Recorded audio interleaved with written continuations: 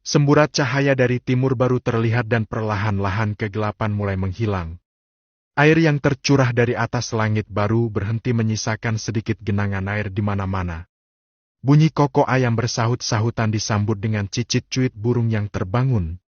Tubuh Aris menggeliat pelan. Bajunya terkoyak dan masih basah. "Di mana aku?"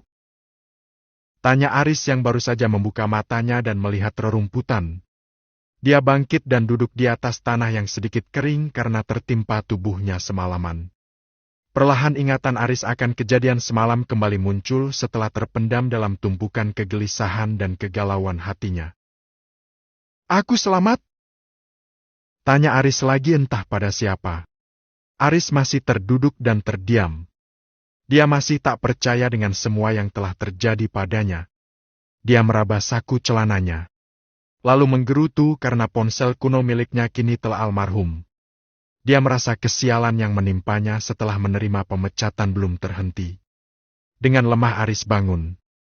Tangannya menyentuh rerumputan untuk membantu kakinya memberikan dorongan ke atas. Tiba-tiba sebuah gambaran dan tulisan muncul dalam otaknya. Seolah ada sebuah benda lempengan pipih, lebar dan transparan seperti sebuah tablet terbentuk dalam benaknya. Aris mencoba memahami dan membaca tulisan yang tertera di lempengan pipih mirip tablet yang dia inginkan untuk mengganti ponsel kuno miliknya. Teki ladang adalah gulma pertanian yang biasa dijumpai di lahan terbuka. Teki sangat adaptif dan karena itu menjadi gulma yang sangat sulit dikendalikan. Bermanfaat sebagai herbal untuk menjaga sistem pencernaan. Bernilai rendah, namun bisa dimanfaatkan. Ucap Aris membaca tulisan yang tertera dalam tablet yang muncul di kepalanya. "Apa ini? Apa yang telah terjadi pada otakku? Apakah aku sudah mati karena tersambar petir? Ataukah aku sudah berada di alam setelah kematian?" Aris menatap ke sekelilingnya. Dan dia melihat motornya masih berdiri di bawah pohon. Dan dia menjadi yakin jika dirinya masih hidup meski telah tersambar petir sebelumnya. Dia melihat bajunya sendiri yang terkoyak, dia melihat genangan-genangan air di sana-sini bekas tersiram air hujan semalam. "Aku belum mati, dan aku masih tetap hidup. Tapi apa yang muncul di otakku tadi? Mungkin itu hanya sebuah ilusi kecil habis tersambar petir saja." Ucap Aris mengambil kesimpulan. Karena dalam pikirannya dia tak menemukan jawaban apapun yang lebih logis atau masuk akal selain daripada itu. Aris lalu berjalan menuju motornya. Dan kembali dibuat kebingungan karena shock breaker depan bengkok. Dia pegang stang motornya dan dia gerakkan ke kanan dan ke kiri. Kembali tablet itu muncul dengan tulisan nama item barang, fungsi dan kondisinya juga ada nilai uangnya. "Wow! Apalagi ini? Kenapa di otak ini muncul lagi tablet pipis seperti ini? Pakai disebutkan harga jualnya lagi." Gumam Aris kebingungan dan sedikit menggerutu karena nilai jual yang tertera sangat rendah. Apalagi melihat keterangan kondisi motor yang hanya mencapai 60% saja. Kenapa kacau begini di dalam otak aku? Apa yang telah terjadi padaku sih? Tampak sebuah mobil pickup berjalan pelan lalu berhenti di depan Aris. Sang sopir melihat penampilan Aris dan juga motor di samping Aris. "Kamu tak apa-apa, Dik?" tanya Pak sopir tua. "Iya Pak, saya baik-baik saja. Hanya shock breaker motor saya yang bengkok, jadi saya tak bisa mengendarainya." Jawab Aris sambil menunjukkan shock breaker depannya. Pak sopir memperhatikan arah yang ditunjukkan Aris dan mengambil kesimpulan motor itu tak hanya tak bisa dikendarai, sekedar dituntun saja tak bisa jalan. "Ayo aku bantu bawa motor kamu ke depan sana. 500 meteran di depan sana ada bengkel. Mungkin mereka bisa membetulkan motor kamu itu." Ucap Pak sopir menawarkan bantuan. Aris dibantu Pak sopir berusaha menaikkan motornya ke atas bak pickup. Setelah itu dia ikut masuk ke dalam kabin mobil dan menuju ke bengkel terdekat. Lagi-lagi tablet gaib di kepala Aris muncul saat dia menyentuh bodi pickup. Dan di tablet muncul keterangan yang lebih lengkap lagi. Membuat Aris gelagapan karena harus menganalisa informasi baru yang tampil dalam tablet gaib sementara dia juga harus meladeni obrolan Pak sopir yang telah berbaik hati membantunya. Kejadian yang sama berulang. Dan kali ini informasi tentang Pak Sopir tertera di dalam otaknya. Tepat ketika Aris berjabat tangan mengucapkan terima kasih. Muncul dalam tablet profil Pak Sopir, mulai tinggi badan, berat badan, hingga ukuran sepatu yang dikenakan sopir baik hati ini. Motor telah diturunkan di depan sebuah bengkel masih tertutup, karena sang pemilik baru datang dan membuka pintu bengkel. Bengkel ini terletak di sebuah area pertokoan kecil. Sambil menunggu Aris iseng memegang pohon akasia yang tumbuh di tepi jalan. Dan tablet gaib itu muncul lagi memberikan penjelasan detil tentang pohon akasia. Jadi aku sekarang memiliki Divine Hands? Tanya Aris dalam hatinya. Apapun yang aku sentuh akan tersaji informasi yang terkait di dalamnya. Aku akan mencoba untuk menyentuh kursi kecil di depan bengkel ini untuk pembuktian. Dan Aris menyentuh kursi di depan bengkel. Dan seperti kejadian sebelumnya, tablet gaib muncul kembali di otaknya memberikan informasi lengkap tentang barang yang telah disentuhnya. Aris merasakan gembira dan takut di saat bersamaan. Dia gembira karena telah mendapat satu kekuatan super. Tapi juga takut tak akan lagi bisa hidup normal karena kemampuan Divine Hands ini. Aku harus bisa mengendalikan kemampuan Divine Hands ini. Aku tak mau apapun yang aku sentuh menyajikan informasi. Jika dalam dunia media sosial itu artinya adalah spam. Aku harus bisa mengendalikannya. Jika tidak aku akan menjadi Raja Midas yang tak bisa menyentuh apapun tanpa mengubahnya menjadi emas. Itu sangat mengerikan. Sembari menunggu shock breaker motornya diperbaiki, yang kata montir baru di atas jam 12 selesai. Aris memutuskan berjalan-jalan di sekitar bengkel. Di sekitar bengkel ada warung nasi, Aris sarapan di sana. Semua orang yang melihat Aris menatapnya kasihan karena pakaian yang dia kenakan terlihat semakin tak layak. Namun Aris tak mempedulikan tatapan itu. Setelah makan, dia melihat di sebelah warung ada pedagang batu mulia tengah menggelar dagangannya.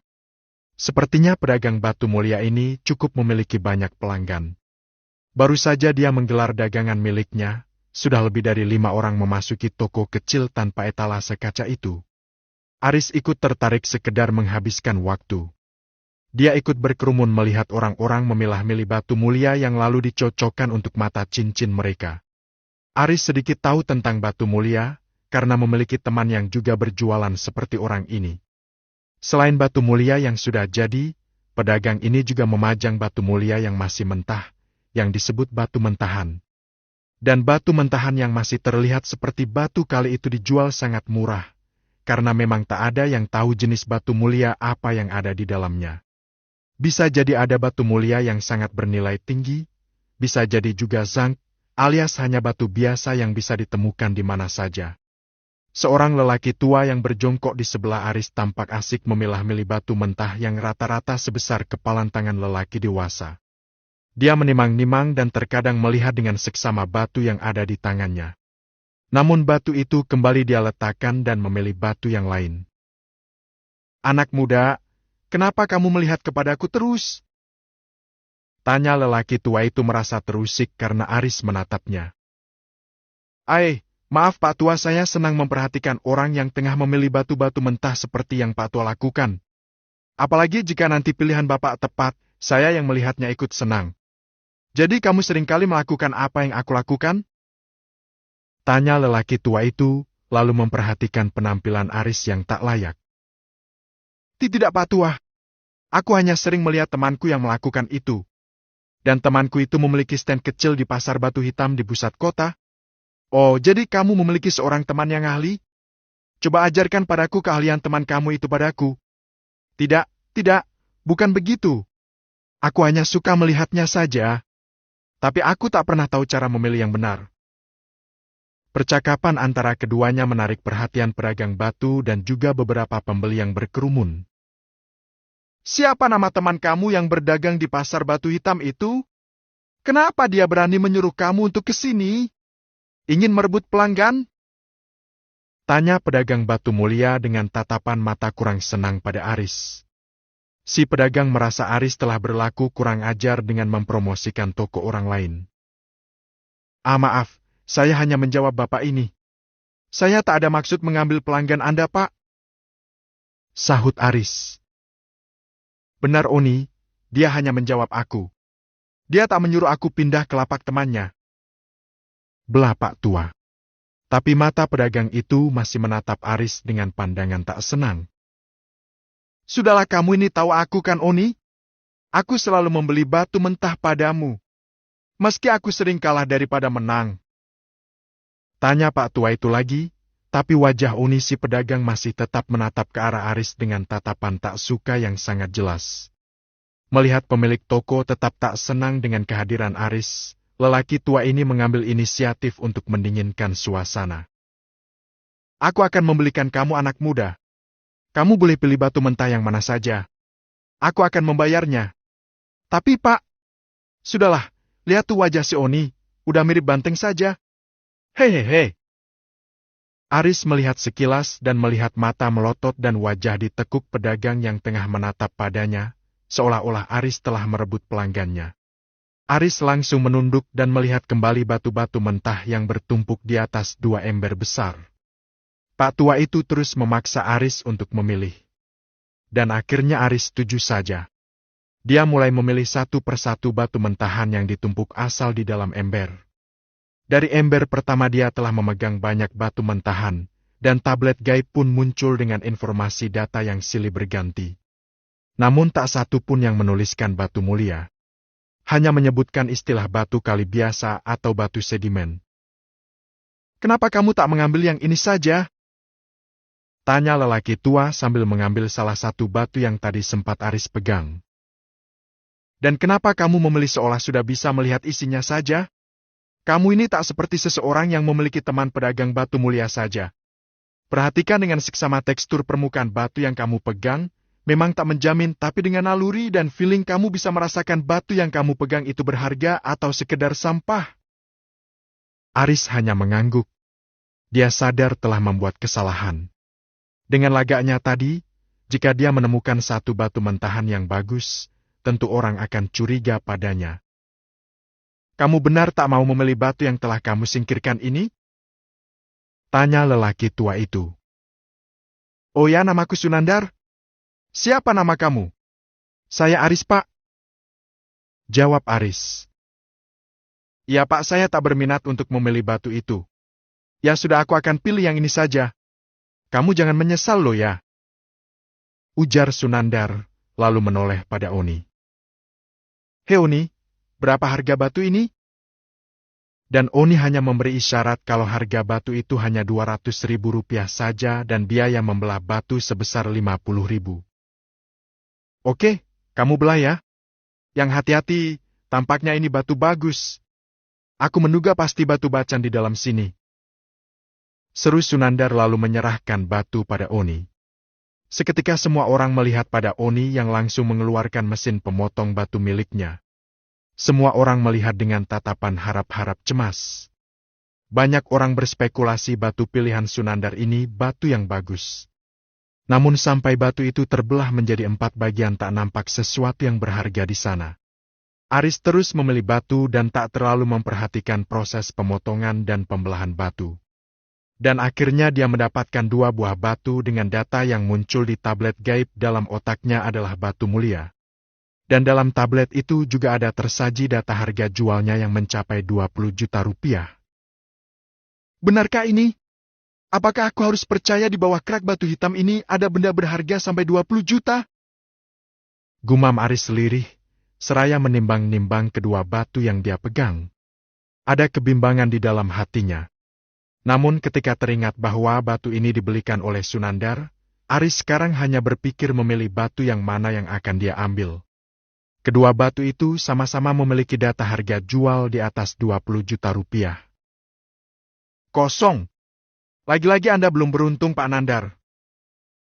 Seloroh Oni. Padahal tekstur batunya sangat bagus tadi. Sunandar tak menjawab omongan Oni. Jelas terlihat wajahnya kecewa. Dia lalu melihat pada Aris yang tengah memegang 2 buah batu hitam yang ukurannya setengah diameter kepalanya.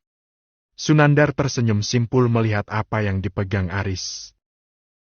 Kasihan Aris ini. Dia sepertinya akan mendapatkan zang juga seperti aku. Tapi karena aku telah berjanji padanya. Aku akan membeli kedua batu itu untuknya. Ucap Sunandar dalam hati. Hahaha, melihatmu seperti ini membuatku ingin meminta maaf padamu karena tadi sempat berprasangka buruk padamu. Ucap Oni dengan nada sinis. Seolah-olah dia berkata pilihan Aris sungguh buruk. Kamu benar mau pilih batu-batu itu? Tanya Sunandar tak menghiraukan ucapan Oni. Hatinya sudah malas untuk meneruskan perburuan batu mentah hari ini. Iya, Pak Nandar. Hanya saja saya masih bingung mau pilih yang mana, karena tadi Bapak mengatakan membelikan saya hanya satu saja. Ya sudah, aku belikan keduanya untuk kamu jika kamu kebingungan. Seloroh Sunandar. Berapa semua yang harus aku bayar sekalian dengan kedua batu itu, Oni? Hahaha, kamu sungguh orang tak tahu malu, Dik. Kamu sudah tahu Pak Nandar berbaik hati membelikan kamu satu batu, tapi kamu malah memilih dua batu jelek seperti itu. Jika saja pilihan Pak Nandar tadi ada isinya, tentu sekarang wajah beliau sumringah. Jawab Oni kembali mengejek Aris. Begini saja Pak Nandar, karena Bapak pelanggan saya yang setia. Khusus hari ini dua batu itu saya beri gratis satu dan juga gratis biaya pemotongan dan pembelahannya. Pak Nandar cukup membayar sebesar Rp400.000 saja agar tak terlalu rugi dan selalu membeli di lapak saya ini. Sial! Orang ini malah mengejek aku. Seharusnya dia malu dengan mengatakan dia telah menjual batu yang terlihat jelek dan memang penampilannya mirip sekali dengan batu kali biasa. Batin Aris. Sini, biar aku belah untukmu. Ucap Oni dengan kasar. Kembali pengunjung lapak batu milik Oni ini tertarik untuk mengikuti proses pembelahan batu. Namun hampir semuanya bernada mencemooh setelah melihat dua batu yang sekarang berpindah tangan itu. Bang Oni sungguh aneh, tadi dia mengatakan batu yang aku pilih adalah batu yang jelek. Jika dia tahu itu adalah batu yang jelek, lantas kenapa dia tetap menjualnya kecuali untuk menipu orang lain? Seloroh Oni, yang langsung membuat merah wajah Oni. Goblok! Aku menjual apa yang telah aku beli. Aku mendapatkan dua batu ini juga dari tambang batu mulia. Jika kamu tak suka, kenapa kamu tak pilih yang lain saja? Lagi pula aku akan bertaruh denganmu. Jika pilihan kamu ini ada batu mulia bahkan yang untuk jenis yang paling murah, aku akan membayar kamu 1 juta. Tapi jika tidak ada apa-apa di dalam sini, maka kamu harus menjelati kedua jempol kakiku. Bagaimana? Jadikan satu batu 1 juta, Bang. Jadi jika kedua batu itu ada isinya, Bang Oni harus membayar 2 juta rupiah.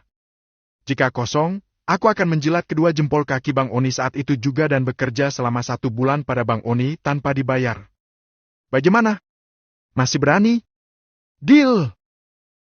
Teriak Oni dengan wajah senang.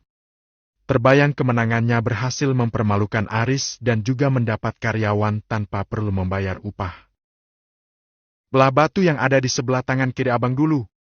Karena apapun isi batu itu, Pak Sunandar yang akan memilikinya. Seru Aris. Tentu saja, dengan senang hati aku menuruti keinginan kamu calon budakku. Hahaha.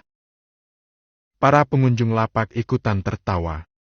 Dan mereka semua mengatakan betapa bodohnya Aris. Aris, kamu tak perlu melakukan itu. Bisik Sunandar di telinga Aris. Maksudku itu batu kamu. Dan juga kamu tak perlu hiraukan omongan Oni tadi. Bapak tenang saja. Jawab Aris dengan berbisik pula. Batu mulai dipotong dan dibelah oleh Oni. Suasana hening dan terdengar hanya suara mesin pemotong batu. Hei, aku melihat warna merah tua pada batu itu. Teriak seorang pengunjung yang melihat proses pembelahan batu. Seketika semua orang yang awalnya tak tertarik lagi, kembali melihat ke arah Oni yang tengah sangat berhati-hati membelah batu pilihan Aris yang akan diberikan pada Sunandar. Mereka sangat antusias untuk melihat hasilnya. Sunandar menahan nafasnya saat melihat Oni berhenti. Dia juga melihat warna merah tua pada lapisan tengah batu sebesar setengah kepala manusia dewasa itu. Oni dengan lemas menunjukkan kedua belah batu. Dan ada batu berwarna merah tua tampak mengisi tengah batu yang tampilannya hanya seperti batu kali biasa itu. Wow! Apakah itu sebuah red ruby? Dan itu terlihat sangat tebal. Teriak seorang pengunjung lalu menyalami Sunandar. Anda sangat beruntung Pak Sunandar. Ucapnya lagi. Sunandar masih bengong seolah tak percaya dengan apa yang dilihatnya. Bahkan ketika dijabat tangan orang lain dia belum sepenuhnya sadar. Di dalam otaknya hanya terpikirkan bagaimana bisa di dalam batu yang sejelek itu ada batu mulia yang sangat bagus. Akhirnya Sunandar terbangun dari rasa keterkejutannya. Setelah beberapa orang juga menepuk bahunya sebagai ucapan selamat. Oni, tolong angkat batu itu. Aku akan memvideokan dulu. Dengan cepat Sunandar mengeluarkan ponsel miliknya lalu memvideokan batu yang sudah terbelah dan tengah diangkat Oni. Oni hanya bisa berwajah masam karena merasa akan kehilangan 1 juta rupiah. Ya sudah. Sekarang lanjutkan membelah yang satu lagi. Ucap Sunandar dengan wajah penuh semangat. Oni meletakkan batu yang sudah dia belah tadi. Lalu mengambil batu pilihan Aris yang terakhir. Dia memukul-mukul batu itu dan melihat ke arah Aris. Masih mau lanjut? Tanya Oni. Tentu saja. Tinggal 1 langkah lagi, Bang Oni akan memberi aku uang 2 juta rupiah. Jawab Aris seraya tersenyum lebar. Apakah Bang Oni takut untuk membelah batu jelek itu? Sindir Aris. Dengan wajah semakin mengeras karena marah dan menahan malu. Oni menatap batu di tangannya. Tekstur dan bentuk batu ini sangat mirip batu kali. Namun melihat wajah Aris yang percaya diri, terbersit sedikit keraguan dalam diri Oni. Namun teriakan pengunjung membuatnya kalap. Jika dalam batu ini juga ada batu mulia, entah itu yang murah atau yang termahal, aku akan mengalihkan taruhan kita 5 kali lipat. Aku akan membayar kamu 10 juta rupiah. Tapi jika tidak, aku tak akan meminta kamu untuk menjadi pembantuku selama 1 bulan. Kamu cukup menjelati kedua jempol kaki selama 10 menit. Ujar Oni lalu mengangkat 1 kaki dan menggerakkan jempol kakinya yang dekil. Dan kamu harus berlari dari sini sampai ke tanah lapang di sana dengan telanjang bulat. Dan jika kau takut, taruhan kita tadi juga batal. Bagaimana? Semua terdiam dan sekarang pandangan mata para pengunjung melihat ke arah Aris. Mereka menanti Aris memberikan jawabannya.